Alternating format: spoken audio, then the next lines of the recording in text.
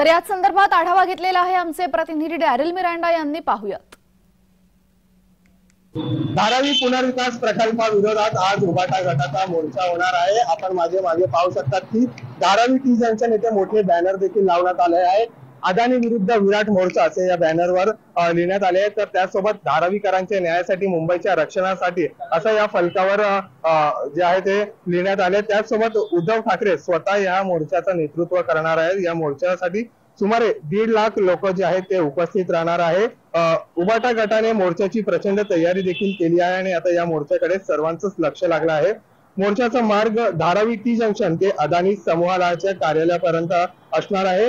डीकेसीतील SEBI कार्यालयाबाहेर उद्धव ठाकरे जे आहेत ते उपस्थित जनसमुदायाला संबोधित देखील करणार आहेत। तर उद्धव ठाकरे या उपस्थित जनसमुदायाला काय संबोधन करतात हे पाहावं लागेल। त्याचसोबत या मोर्चाकडे किती लोक प्रतिसाद देतात, त्यासोबत किती शिवसैनिक या मोर्चात उपस्थित राहतात हे देखील पाहावं लागेल।